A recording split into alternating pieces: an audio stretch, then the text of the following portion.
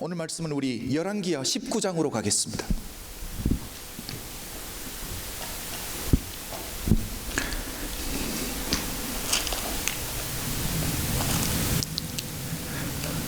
열왕기하 19장 1절부터 37절까지 말씀입니다.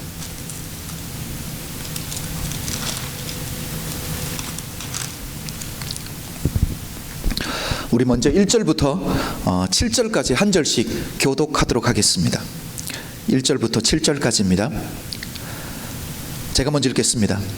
히스기야 왕이 듣고 그 옷을 찢고 굵은 배를 입고 여호와의 전에 들어가서 국내 대신 엘리야김과 서기관 셈나와 제사장 중 장로들에게 굵은 배를 입혀서 아모스의 아들 선지자 이사에게로 보내매 저희가 이사에게 이르되 히스기야의 말씀이 오늘은 곤란과 책별과 능욕의 날이라 아이가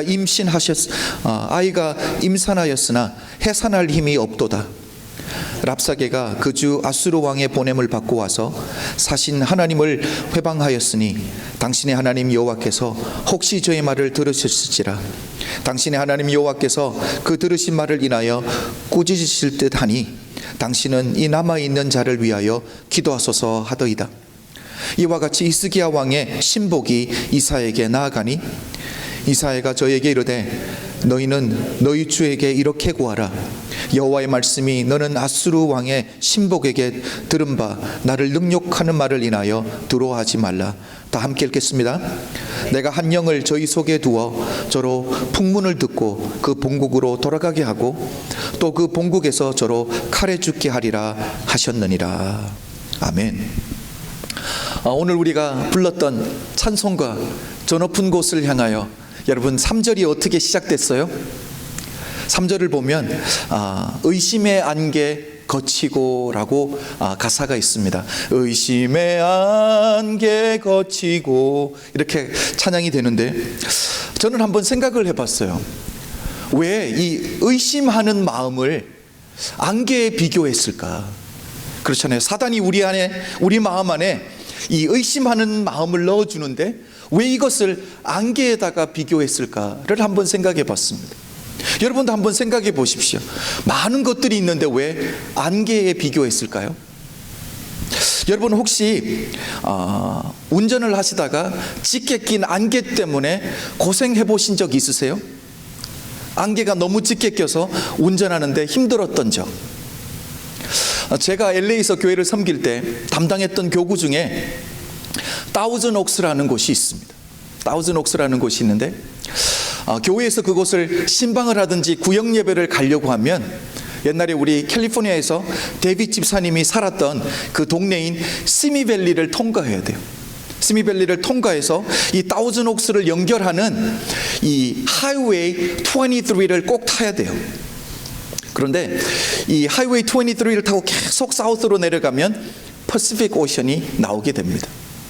제가 이야기하고 싶은 것은 이 시미밸리의 이 사막 기후와 그리고 이 퍼시픽 오션의 찬 기운이 올라오는 이 다우즌 옥스의 이 차가운 날씨, 이 두 개가 만나면서 이 하이웨이 23번, 하이웨이 23에 짙은 안개가 자주 낀다라는 사실이에요.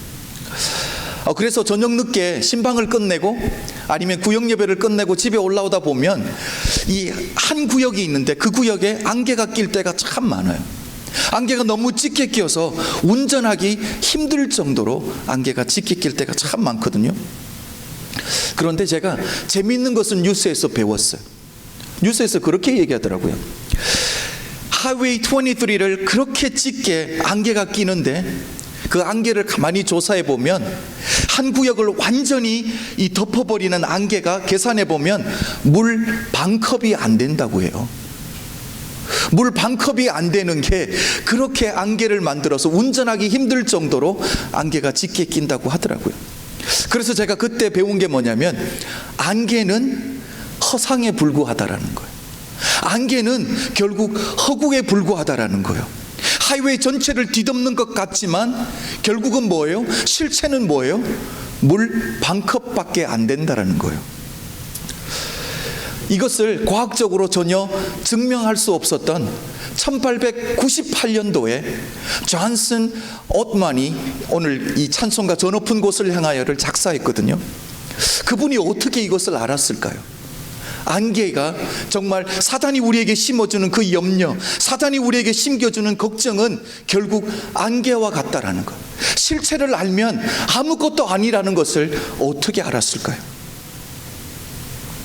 여러분, 저는 이렇게 생각해 봤습니다. 안개의 실체가 무엇인지 알면, 고작 물 반 컵밖에 되지 않는다라는 것을 알면 안개는 더 이상 우리에게 두려움의 대상이 될 수 없다라는 거죠. 이것을 우리 삶에 한번 적용해 보십시오. 사단이 우리 마음에 주어주는 이 의심하는 마음, 사단이 우리 마음에 주어주는 두려워하는 마음, 이게 결국 뭐라고요?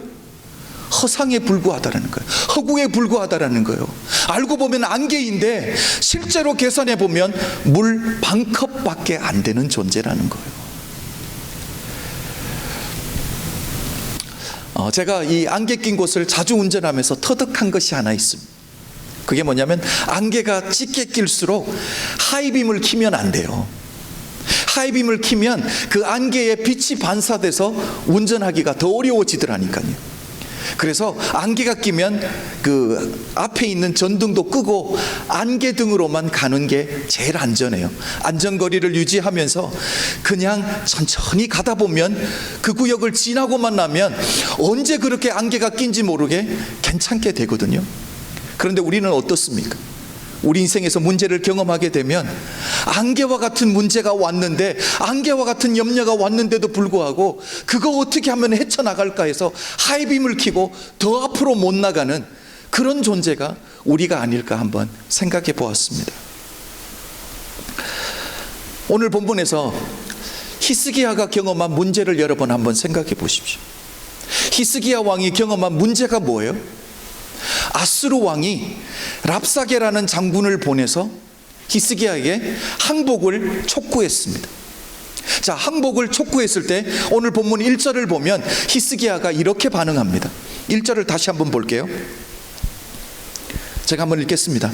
히스기야 왕이 듣고 그 옷을 찢고 굵은 배를 입고 여호와의 전에 들어가서. 아니, 과연 어떤 내용을 들었길래 왕이 옷을 찢고 굵은 배를 입고 여호와의 전에 올라갔냐라니까요. 그 내용이 우리 지난주에 보았던 18장에 나와 있습니다. 제가 그것을 다시 한번 읽어드릴게요. 열왕기하 18장 27절과 28절입니다. 랍사게는 아수르 왕이 보냈던 장군이에요. 그렇죠? 랍사게가 저에게 이르되, 내 주께서 내 주와 내게만 이 말을 하라고 나를 보내신 것이냐? 성 위에 앉은 사람들도 너희와 함께 자기의 대변을 먹게 하고 자기의 소변을 마시게 하신 것이 아니냐 하고, 랍사게가 드디어 일어서서 유다 방언으로 크게 소리질러 불러가로되, 너희는 대왕 아수르 왕의 말씀을 들으라. 랍사게는 참 똑똑한 장군이었던 것 같아요. 그 당시에 바일링골이 됐으니까 그렇죠. 아수르 말뿐만 아니라 유대 방언으로 유대 사람들을 향해서도 외칠 수 있었으니까 똑똑한 장군이었던 것 같아요. 무엇을 외쳤어요? 히스기야에게 어떤 메시지를 딜리버리 했어요? 너희가 항복하지 않으면 너희의 대변을 먹게 만들고 너희의 소변을 마시게 만들겠다. 치욕적인 말을 던집니다. 자, 한번 생각해 보십시오. 랍사게가 히스기야 왕과 이스라엘 백성들, 아니 유다 백성들을 향해서 치욕적인 말을 던져, 모욕적인 말을 던집니다. 전쟁을 하지 않고 이렇게 모욕적인 말을 해서 항복을 이끌어내려고 한다라는 것은 전쟁을 하겠다라는 거예요? 아니면 전쟁하지 않고 항복을 이끌어내겠다라는 거예요? 그렇죠. 전쟁하려고 했으면 전쟁했을 거예요. 그렇죠. 전쟁하지 않고 이렇게 심리전을 한다라는 이야기는 뭐예요? 전쟁하지 않고 이겨보겠다라는 거예요. 자, 여기서 우리가 기억해야 될 게 있어요. 실질적으로 아수르가 한 게 무엇입니까? 말 외에, 치욕적인 말, 모욕적인 말을 던지는 것 외에 아수르가 한 게 무엇이 있어요? 여태까지 실질적으로 유다에게, 히스기야 왕에게 피해 준 것이 있습니까? 없습니까? 가만히 보면 실질적인 피해는 아무것도 없습니다. 그렇죠? 이게 다예요. 큰 소리 치고 모욕적인 말하고 욕하는 게 그게 다거든요. 여기서 하나님이 우리에게 말씀해 주시고 싶은 게 뭘까요? 성도들에게 마귀가 주는 문제가 바로 이거라는 거예요.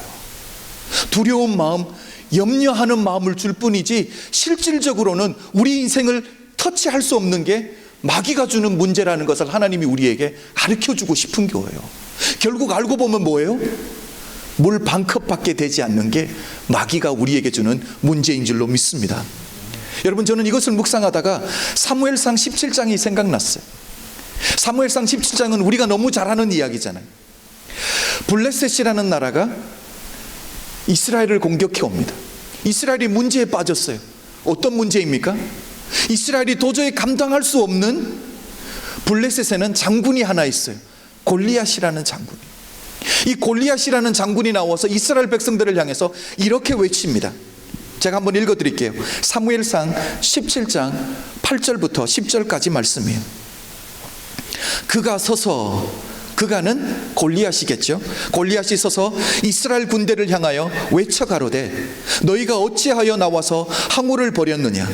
나는 블레셋 사람이 아니냐? 너희는 사울의 신복이 아니냐? 너희는 한 사람을 택하여 내게로 내보내라. 그가 능히 싸워서 나를 죽이면 우리가 너희의 종이 되겠고, 만일 내가 이기어 그를 죽이면 너희가 우리의 종이 되어 우리를 섬길 것이니라.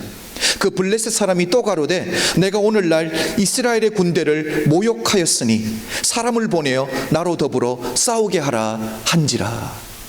자, 지금 골리앗이 뭐라고 외치고 있습니까? 이스라엘을 모욕하는데 너희 중에 한 사람을 선택해서 내게 보내서 나와 싸우게 하라는 거예요. 만약에 내가 지면 블레셋 전체가 이스라엘의 종이 되고, 그 사람이 지면 이스라엘이 블레셋의 종이 되게 하자라는 제안을 하게 됩니다. 자, 우리가 이 스토리를 너무 잘 알고 있어요. 그래서 제가 여러분에게 질문을 한번 드려보겠습니다. 이 전쟁에서 골리앗이 이스라엘의 군사들 중에 한 명이라도 죽인 사람이 있어요, 없어요? 없어요. 그렇죠? 가만히 보면 골리앗이 죽인 이스라엘 군사는 하나도 없습니다. 실질적으로 골리앗이 이스라엘에게 피해 준 것이 있습니까, 없습니까? 결국 나와서 큰 소리 친 게 다예요. 며칠 동안을요? 한번 보겠습니다. 이 짓을 며칠을 했는지를 제가 한번 알려드릴게요. 사무엘상 17장 16절입니다. 그 블레셋 사람이 40일을 조속으로 나와서 몸을 나타내었더라. 블레셋이, 이 골리앗이라는 장군이 40일 동안 아침과 저녁으로 나와서 한 건 큰 소리 치는 게 다였어요. 이스라엘 백성들에게 그렇게 두려움의 대상이었던 골리앗이 실질적으로 이스라엘 백성들에게 피해 준 것이 전혀 없다라는 사실이에요. 뭐만 했습니까? 결국 큰 소리 치다가 아버지 심부름 왔던 다윗에게 돌 맞아 죽은 게 끝이에요. 그게 다예요. 여러분, 생각해보면 결국 다윗을 다윗되게 만들었던 것, 다윗을 이스라엘의 영웅으로 만들어 주었던 것은 골리앗이잖아요. 골리앗의 역할은 그게 다예요. 그리고 인생이 끝나고 마는 거예요. 여러분, 마귀가 주는 문제, 마귀가 우리에게 주는 염려, 마귀가 우리에게 주는 환난은 결국 이거밖에 안 된다라는 거예요. 안개와 같은 거라니까요. 물 반컵밖에 안 된다라는 거예요. 여러분, 이것을 기억할 수 있는 하나님의 사람들이 되시길 주의 이름으로 축복합니다. 여러분, 오늘 본문에 아수르를 한번 생각해 보십시오. 랍사게를 보내서 히스기야 왕을 통해서 항복을 촉구했습니다. 항복을 촉구하면서 뭘 해요? 모욕적인 말을 합니다. 두려운 말을 합니다. 내가 너희를 전쟁에서 결국 너희가 너희 똥을 먹게 하고 너희 오줌을 마시게 할 거라는 모욕적인 말을 해요. 그런데 그거 이상으로 한 게 뭐가 있습니까? 그게 다라니까요. 그런데 히스기야 왕이 항복을 해요, 안 해요? 항복을 하지 않습니다. 자, 그렇게까지 했는데 히스기야 왕이 항복하지 않을 때 아수르가 무엇을 합니까? 군대를 끌고 와서 총공격을 하나요? 한번 볼까요? 아수르가 이제 뭘 하는지? 우리 19장 10절부터 14절을 한번 읽어보겠습니다. 10절부터 14절 우리 한 절씩 교독하겠습니다. 제가 먼저 읽을게요. 너희는 유다 왕 히스기야에게 이같이 말하여 이르기를 너의 의뢰하는 내 하나님이 예루살렘을 아수르 왕의 손에 붙이지 않겠다 하는 말에 속지 말라. 아수르의 여로왕이 열방에 행한 바 진멸한 일을 내가 들었나니 내가 어찌 구원을 얻겠느냐. 내 열조가 멸하신 열방 곧 고산과 하란과 레삽과 드랄살에 있는 에덴 족속을 그 나라의 신들이 건졌느냐. 하반 왕과 하르밧 왕과 스발림 임성의 왕과 헤나와 아와의 왕들이 다 어디 있느냐 하라 하니라. 다 함께 읽겠습니다. 시작. 히스기야가 사자의 손에서 편지를 받아보고 여호와의 전에 올라가서 그 편지를 여호와 앞에 펴놓고. 처음에 막 겁을 줬더니 히스기야가 항복하지 않아요. 이번엔 뭘 했어요? 이번에는 편지 보냈어요. 편지. 전쟁을 하러 온 것이 아니라 편지를 보냈어요. 어떤 편지입니까? 협박 편지 보낸 거예요. 자, 전체적인 그림이 이제 그려지세요? 처음에는 아수르 왕이 랍사게를 보내서 협박하고 모욕했습니다. 그랬더니 히스기야 왕이 항복을 하지 않아요. 그리고 나서 이제 아수르 왕이 한 게 뭐예요? 이제는 협박 편지 보내는 거예요. 자, 협박 편지의 내용은 우리 10절에서 13절까지 보았잖아요. 우리 아수르와 전쟁했던 모든 나라들을 보라라는 거예요. 다 멸망했다라는 거예요. 그리고 그들이 섬겼던 신들이 그 나라를 지켜줄 수 있었냐라는 거예요. 이스라엘도 똑같이 될 거라는 거죠. 너희 하나님이 너희를 지켜주지 못할 거라고 아수르가 협박 편지를 보낸 거예요. 여러분, 우리는 이것만 기억하면 돼요. 아수르가 한 건 협박하다 말고 이제는 협박 편지 보낸 게 다다. 그거 외에 한 것이 뭐가 있습니까? 말로 위협하고 편지를 보내서 겁주는 게 그게 다잖아요. 실질적인 피해를 지금까지 본 게 있습니까? 없습니까?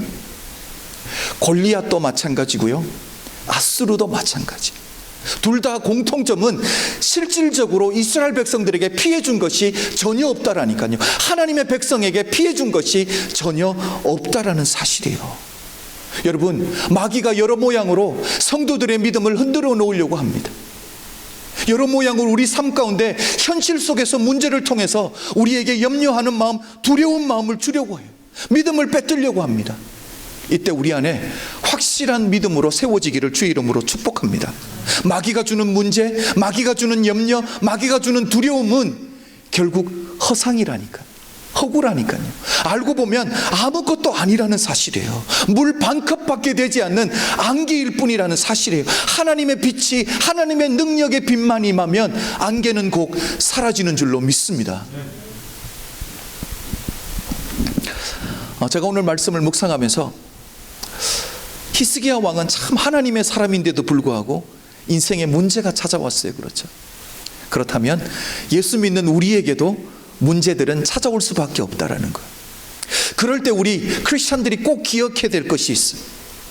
그 문제 가운데서 우리가 꼭 기억해야 되는 것은 우리 하나님이, 우리를 지켜주시는 주님이 내가 경험하고 있는 문제보다 크다라는 사실을 기억하시는 하나님의 사람들이 되시길 주의 이름으로 축복합니다. 왜? 이 믿음이 흔들릴 때가 있거든요. 솔직히 정말 우리가 감당하기 어려울 정도의 문제, 불가능한 문제들을 우리가 인생에서 경험할 때가 있기 때문에 이 믿음에서 흔들리면 안 되는 거예요. 오늘 본문을 한번 보겠습니다. 아수르가 이 히스기야 왕을 공격하기 위해서 몇 명의 군사를 보낸지 아세요? 19장 35절입니다. 19장 35절. 이 밤에 여호와의 사자가 나와서 아수르진에서 군사 18만 5천을 친지라. 아침에 일찍 일어나 보니 다 송장이 되었더라. 아수르 왕이 군사를 몇 명이나 보냈어요?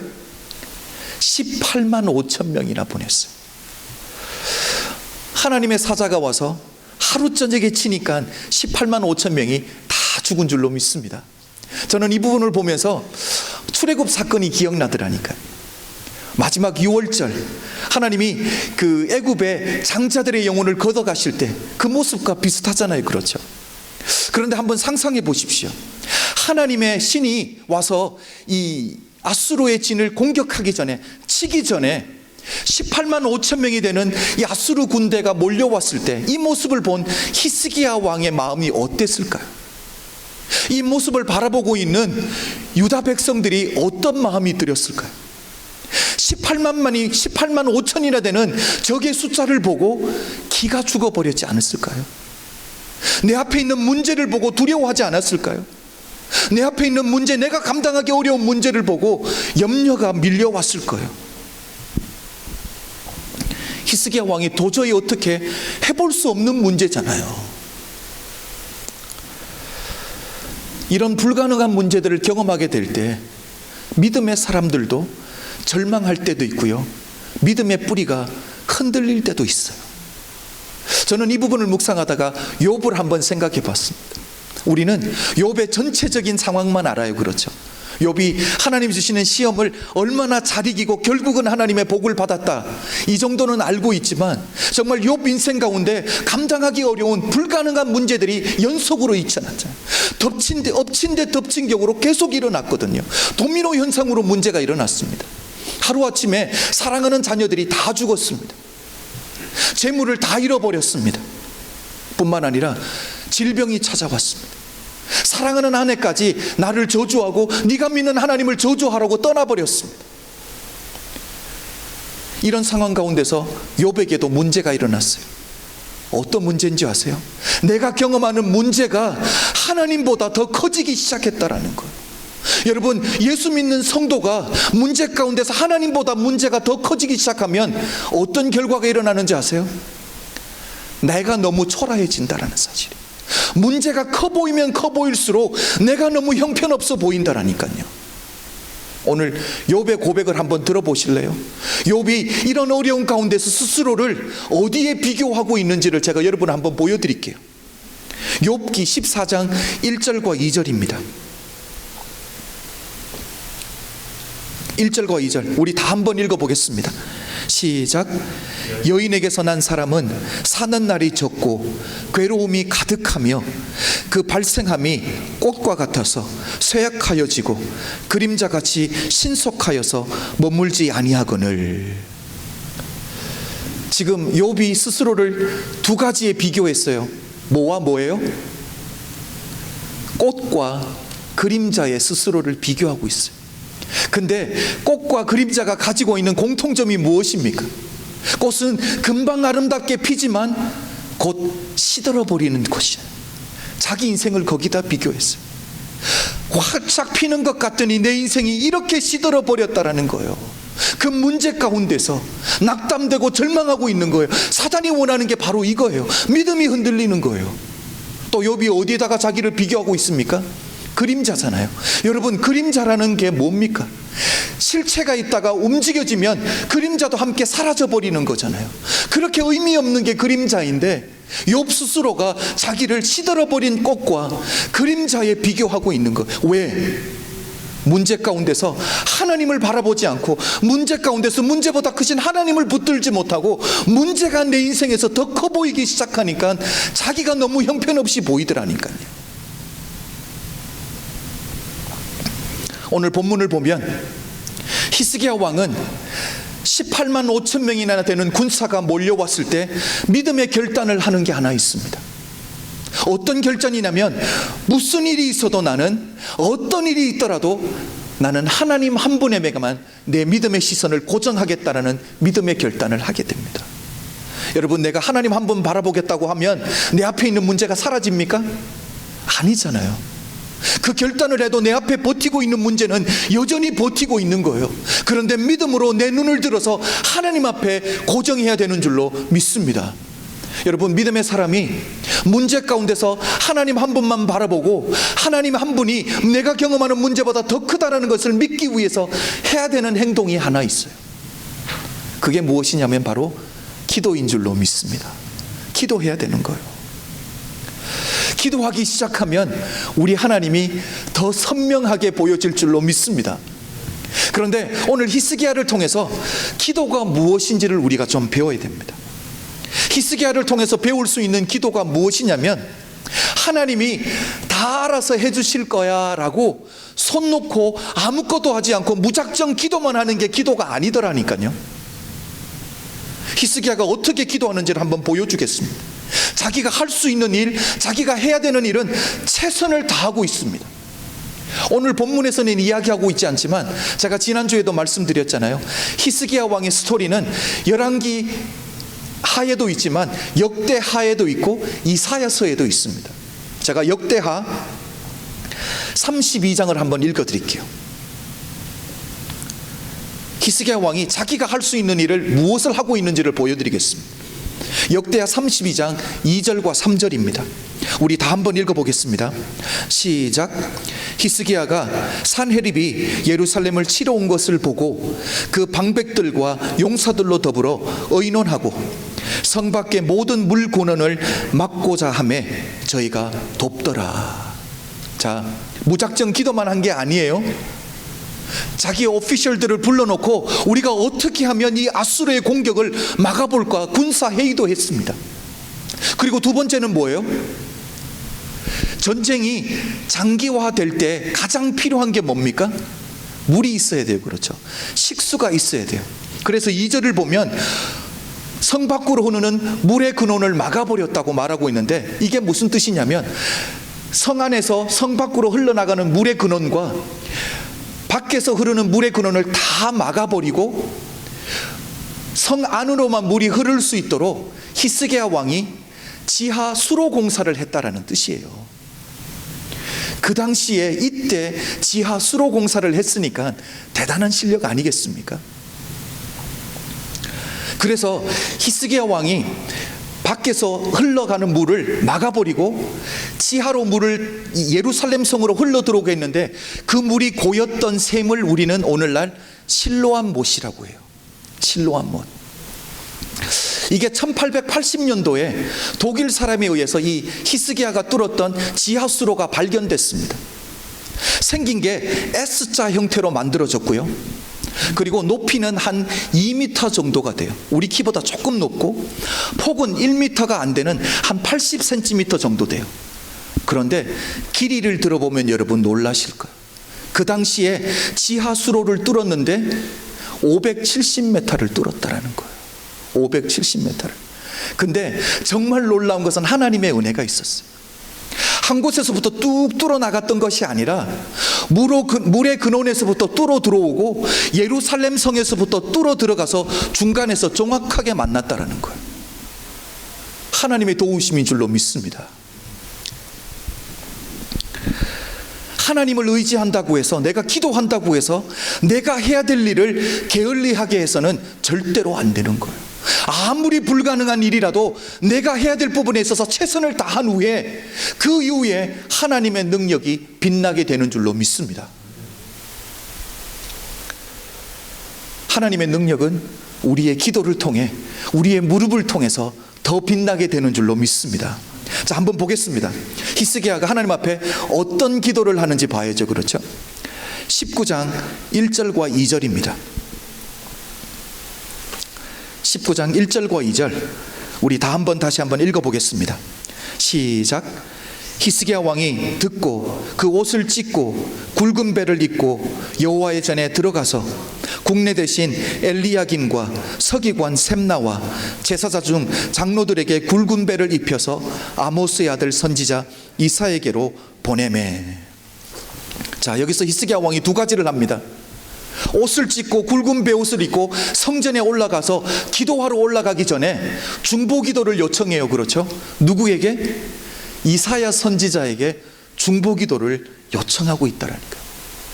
여러분 주변에, 히스기야 왕 주변에 이사야 선지자가 있었던 것처럼 정말 기도 제목을 나눌 수 있는, 여러분을 위해서 중보기도 해줄 수 있는 믿음의 사람이 있는 사람이 복된 사람인 줄로 믿습니다. 이렇게 중보기도를 요청하니까 하나님의 응답이 즉시 오더라니까요. 우리 6절과 7절을 보겠습니다. 6절과 7절 다 한번 읽어보겠습니다. 시작. 이사야가 저희에게 이르되 너희는 너희 주에게 이렇게 고하라. 여호와의 말씀이 너는 아수르 왕의 신복에게 들은 바 나를 능욕하는 말을 인하여 두려워하지 말라.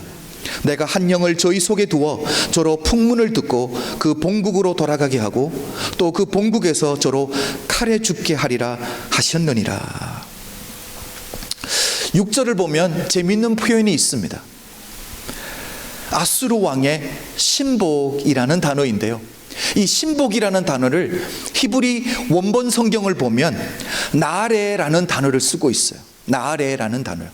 그런데 일반적으로 왕이 보내는 이 종이라들까요, 아니면 왕이 보내는 사신을 이야기할 때는 에베드라는 단어를 사용한대요. 그래서 우리가 나는 하나님의 종입니다 라고 하면 에베드라는 단어를 쓰는 거예요. 하나님에게 보내심을 받은 자입니다 라고 하면 에베드라는 단어를 써야 되는데, 오늘 여기서는 이사야 선지자가 아수르 왕의 종들을 향해서는 에베드를 사용하지 않고 나아레라는 단어를 썼습니다. 그래서 이 나아레라는 뜻이 뭘까 제가 궁금해서 한번 찾아봤더니 이런 뜻이 있더라니까요. 철없는 어린아이들을 부를 때 나아레라는 단어를 쓴대요. 철없는 어린아이들. 여러분 한번 생각해 보십시오. 막강한 아수르의 왕과 그리고 아수르의 왕들이 보낸 장군들이 하나님 보시기에는 뭐 같다고요?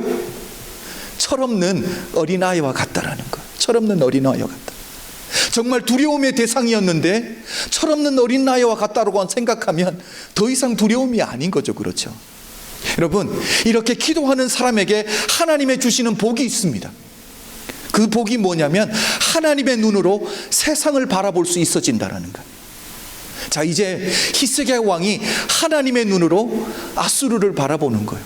아수르 왕과 아수르의 장군들, 철없는 어린아이들이니까. 이 철없는 어린아이들을 따라서 18만 5천 명의 군대가 따라왔으니까 이 군대는 뭐예요? 오합지졸일 수밖에 없잖아요. 철없는 아이들을 따라왔으니 얘들은 말할 것도 없는 거죠. 히스기야 왕에게 더 이상 아수르 군대의 18만 5천 명이 두려움의 대상이 아닌 거예요. 하나님의 눈으로 바라보기만 바라보면, 기도하는 자에게 주시는 하나님의 복으로 하나님의 눈으로 문제를 바라보기 시작하면 문제의 실체가 보여진다라니까요. 문제가 결국 문제가 아니라는 것을 알게 되는 줄로 믿습니다. 여러분, 히스기야 기도를 통해서 오늘 알 수 있는 게 무엇입니까? 우리는 우리가 하는 기도 이상으로 성장할 수 없다라는 거예요. 우리는 내가 하는 기도만큼만 성장한다라는 거예요.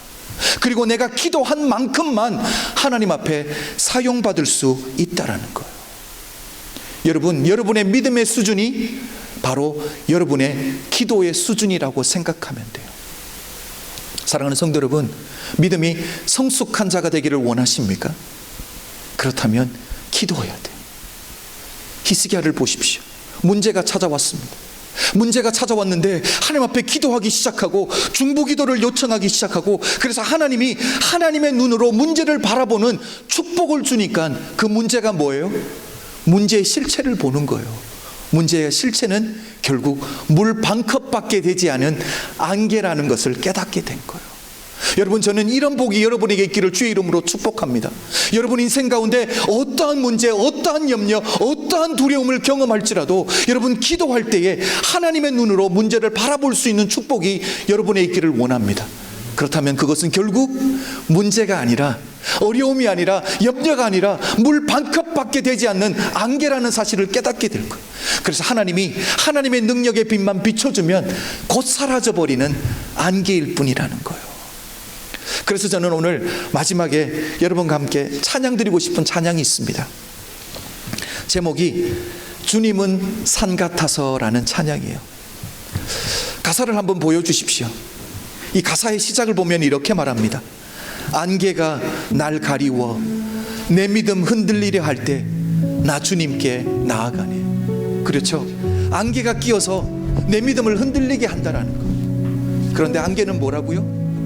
안개의 실체는 물 반 컵밖에 되지 않는다는 사실이에요. 여러분 인생 가운데 안개가 낄 수 있습니다. 어려움의 문제들이 찾아올 수 있어요. 그런데 그 결국이 물 반 컵밖에 되지 않는다는 사실을 통해서 여러분 믿음을 가지고 하나님 앞에 담대히 나가는 우리 믿음의 사람이 되었으면 좋겠습니다. 우리 다 일어나서 믿음의 고백을 하겠습니다.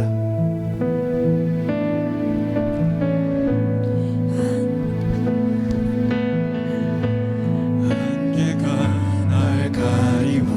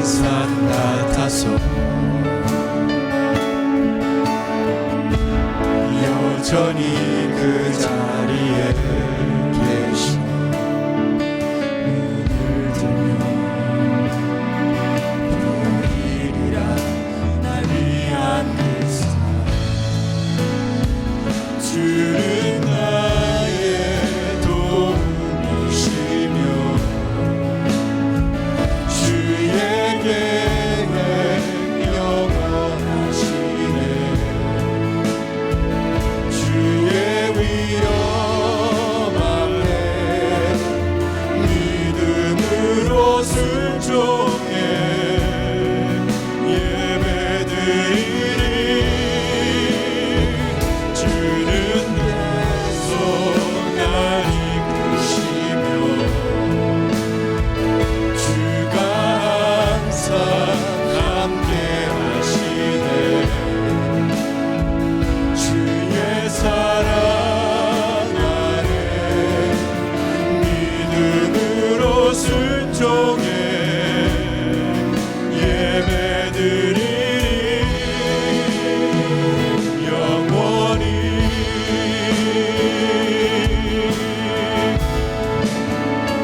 안개가 날 가리워 안개가 날 가리워 내 믿음은 흔들리려 할 때 날 주님께 나아가네. 주님은 산 같아서 여전히 그 자리에 계시고 눈을 들고 고민이라 날 위한 그 사랑. 주는 나의 도움이시며 주에게 영원하시네. 주의 위엄 앞에 믿음으로 순종해 예배드리리. 주님께서 날 이끄시며 주가 항상 함께 하시네. 주의 사랑 안에 주의 사랑 안에 믿음으로 순종해 예배드리리. 영원히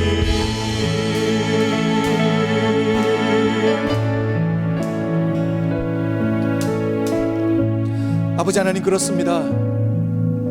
주님은 산 같으신 분인 줄로 믿습니다. 아버지 하나님, 우리가 문제 가운데서, 우리가 환난 가운데서 우리의 믿음을 떼서 믿음의 눈을 들어서 하나님만 보면 아버지 하나님, 삶과 같이 우리를 도우시기 위해 서 계시는 주님이 보일 줄로 믿습니다. 아버지, 우리 사랑하는 성도님들이 믿음의 눈을 열어서 아버지 하나님, 우리의 시선이 하나님 한 분께만 고정될 수 있는 놀라운 역사가 우리 사랑하는 성도님들 삶 가운데 있어지게 하여 주시옵소서. 우리가 주님을 바라보고 주님을 붙들 때에 우리 인생 가운데 있는 문제가 정말 안개처럼, 우리 인생 가운데 있는 염려가 안개처럼 다 거두어지는 놀라운 은혜를 경험할 수 있는 하나님의 사람들이 될 수 있도록 축복하여 주시옵소서. 아버지 하나님, 오늘도 우리 사랑하는 성도님들이 주님께서 우리에게 허락하신 것들을 기쁨으로 아낌없이 드립니다. 아버지, 이것은 우리의 일부분이 아니라 우리의 신앙이고 이것이 바로 우리인 줄로 믿습니다. 아버지 하나님, 우리 드려진 우리를 통해서 이 땅 가운데 하나님의 복음이 전해지는데 아름답게 사용하여 주시고, 믿음으로 드리는 하나님의 사람들에게는 기쁨으로 드리는 그 마음과 그 손을 아버지 하나님 복되게 하여 주시옵소서. 지금은 우리 주 예수 그리스도의 은혜와 독생자를 아낌없이 허락하신 하나님 아버지의 극진하신 사랑과 성령님의 감화감동 역사하심이 오늘 이곳에 모인 모든 성도님들 머리 위에 지금부터 영원토록 함께 계실지어다. 아멘.